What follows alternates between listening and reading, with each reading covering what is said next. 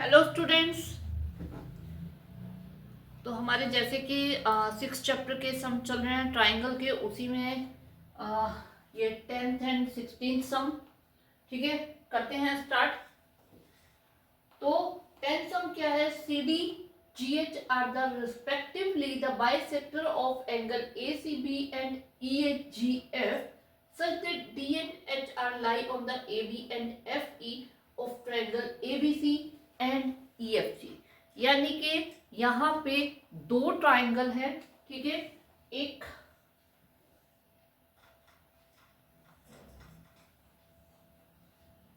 A B C and F E G के ऊपर F इसलिए लिया कि ए के कॉरस्पॉन्डिंग एफ है और बी के ई और सी के जी, तो उसी हिसाब से हमने इसे लिया है।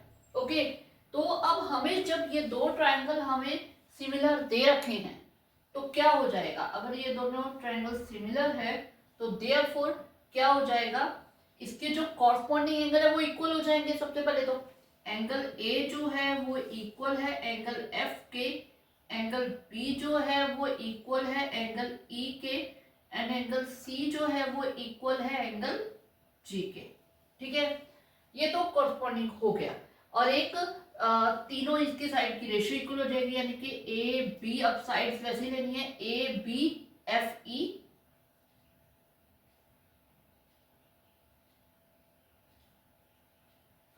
And B C E G and C A. मैंने सिखाया था ना कि आपको कैसे कॉरस्पॉन्डिंग साइड निकालनी है, जी है। ठीक है, अब उसके बाद उन्होंने क्या दिया है? उसके बाद उन्होंने दिया है C D and G H. मतलब पहले हम सी डी की बात करते हैं। सी डी बाइसेक्टर है एंगल ए सी बी का। सी से हमें ड्रॉ करना है ए सी बी, यानी कि इस पूरे एंगल का बाइसेक्टर है। ठीक है, और वो डी पॉइंट लाई कर रहा है ए बी के ऊपर। ठीक है, यानी कि ये जो है ये हम सी डी डी आ गया। ठीक है, ये जो है ये दोनों एंगल इक्वल हो जाएंगे। इसका बाद जो आपका जी एच है ये बाइसेक्टर है ई जी एफ का, और ये रेशियो इक्वल आ गई। ओके, ठीक है। अब देखो, जो यहाँ पे हमारे पास ये बाइसेक्टर दे रखे हैं सी और जी के, तो हम अगर इन दोनों को हाफ से मल्टीप्लाई कर दें बोथ साइड, तो सी का जो है एंगल हम ये लिख सकते हैं A C D equal F G H, ये लिख सकते हैं। ठीक है, इसी तरह अगर हम ए सी डी की जगह डी सी बी लिख सकते हैं, क्योंकि ये दोनों एंगल आपस में इक्वल है, तो बी सी डी। इसी तरह एफ जी एच की जगह एच जी ई लिख सकते हैं। क्लियर है? ठीक है, ये हमने लिख लिया। अब हमें जो फर्स्ट पॉइंट इसका प्रूव करना है, C D upon G H, C D and G H and A C and F G, A C and F G. तो यानी कि हमें this upon this and this upon this, तो इन दोनों को मिला के कौन सा ट्राइंगल बन रहा है? इन दोनों को मिला के, इन दोनों साइड्स को मिला के एक तो ये और ये ट्राइंगल हमारा बन रहा है। तो अगर ये दोनों ट्राइंगल सिमिलर हो जाते हैं तो साइड की रेशियो अपने आप इक्वल हो जाएगी, हो जाएगा। तो बात ये है कि हमें इन दोनों ट्राइंगल्स को सिमिलर प्रूव करना है। ठीक है, तो करते हैं। इन triangle A C D and triangle F G H, clear? तो इनको सिमिलर प्रूव करने के लिए देखो, रेशियो तो हमें इक्वल करनी है, तो साइड्स की रेशियो तो हम इक्वल कर नहीं सकते, डेफिनेटली हमें एंगल करनी है। अब एंगल क्या है? देखो, angle A is equal to angle F हमें ऑलरेडी हमारे पास है यहाँ पे। ठीक है, वो है। और दूसरा हमने एक यहाँ पे ये एंगल जो हमने ऑलरेडी इक्वल प्रूव कर लिया है वो, तो ये दो एंगल से ए रूल लग जाएगा, तो ले लेते हैं।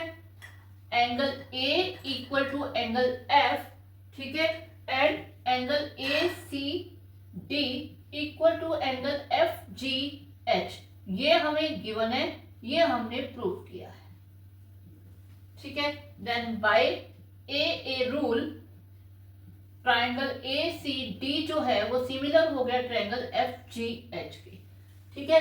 अब ये जो हमने सिमिलर किया है आप देख सकते हो यहाँ पे D C A and H G F, इसको उल्टा नाम देके इन्हीं ट्राइंगल को प्रूव करना है, तो ये आप सिमिलरिटी आप कर सकते हो, ठीक है। बस नाम ये लिख लो और उसके बाद एंगल यही दोनों इक्वल करने हैं तो हमारा हो जाएगा, यानी आपका थर्ड पॉइंट तो हमने प्रूव पहले ही कर दिया है, ठीक है।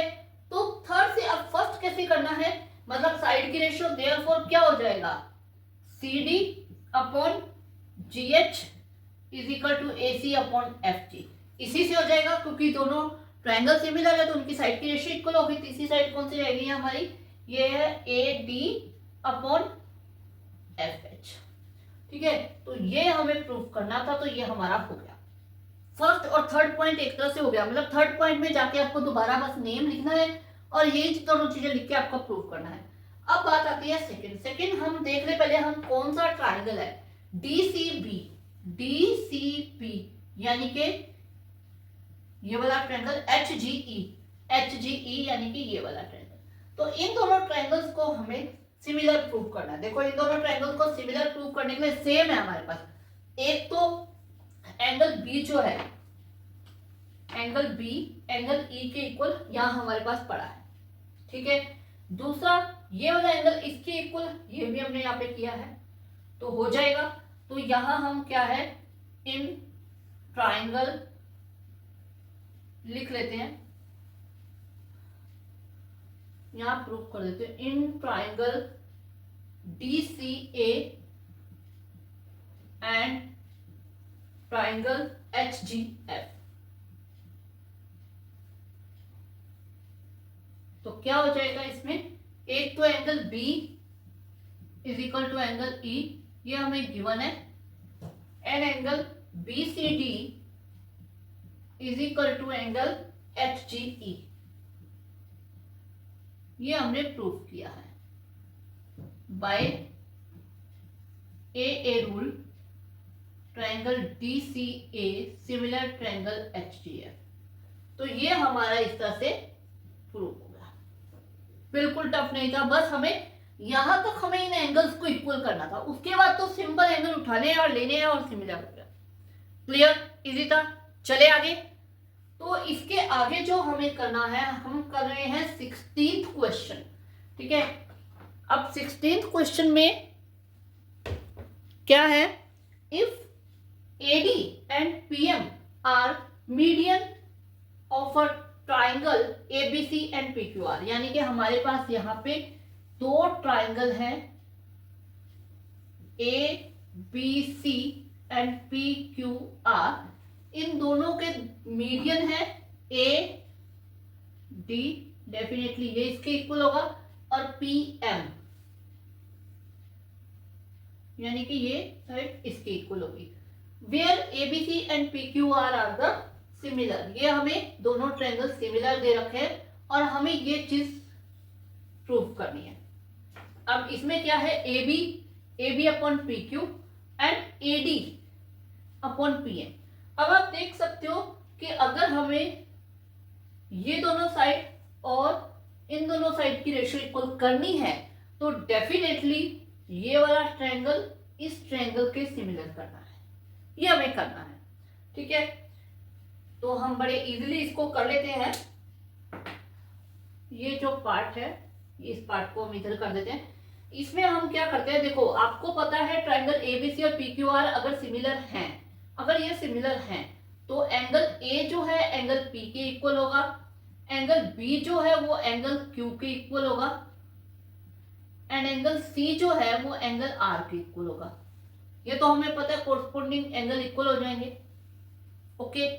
अब कोरस्पोंडिंग साइड की ratio A B upon P Q, वैसे ये हमें यहाँ पे जरूरत नहीं है लेकिन फिर भी A B upon P Q and उसके बाद है BC अपॉन QR, उसके बाद है CA अपॉन RP। अब ये जो हमने लिया है, ये तीनों एंगल और ये साइड, यहीं से हमारा वो दोनों सिमिलर हो जाएंगे। कुछ बच्चों को तो समझ में आ भी गया होगा कि हम क्या करने वाले हैं। In triangle ABD and triangle PQM,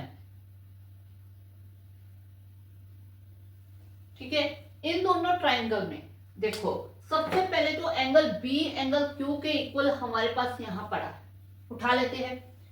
angle B is equal to angle Q, ये हमने प्रूव किया भी, ठीक है। उसके बाद क्या है कि हमारे पास जो ये दोनों साइड की ये जो रेशो है ना, इस रेशो को हम ले लेते हैं AB upon PQ is equal to BC upon QR। ये हमें एक तरह से सारी चीजें गिवन थी, ये भी गिवन ही लिख सकते हो, ठीक है। लेकिन क्योंकि हमें इस ट्राइंगल के अंदर सिर्फ BD चाहिए और इस ट्राइंगल के अंदर ओनली QM चाहिए, तो हम क्या करते हैं, इसका हाफ कर देते हैं। तो ये आ जाएगा AB अपॉन PQ जो है वो BC का हाफ BD, क्योंकि हमें पता है ये मीडियन है तो ये दोनों को बाइसेक्ट कर, इधर ये भी मीडियन है, ये दोनों को बाइसेक्ट कर रहा है। तो यहाँ पे QM, इसका रीजन हम लिखेंगे AD and PM are median of triangle ABC and triangle PQR respectively. Okay, clear. अब देखो ये एंगल इक्वल है और इस एंगल के दोनों साइड की रेशियो इक्वल है, तो SAS रूल लग गया। By SAS rule triangle ABD similar है ट्राइंगल PQM। अब जब ये दोनों ट्राइंगल सिमिलर हो गए तो इसकी साइड की रेशियो भी इक्वल हो गई। अब साइड की रेशियो इक्वल हो गई तो इसकी साइड हम ले लेते हैं, AB upon PQ is equal to AD upon PM, ठीक है, और तीसरी BD अपॉन Q, ठीक है। तो यहां से हमने ये जो हमने प्रूफ करना था ये हमारा प्रूफ हो गया, सिंपल था, ठीक है। वही है, ट्रायंगल के सम सिर्फ देखने में टफ है, बहुत इजी है सारे के सारे सम, और इसका सम NCERT में से ही आते हैं मोस्ट ऑफ द टाइम, तो इसलिए क्या कहते हैं आप इसमें फुल मार्क्स बड़े आराम से ले सकते हो, ठीक है। ओके, तो आज के लिए हमने ये दोनों सम किए हैं। ओके।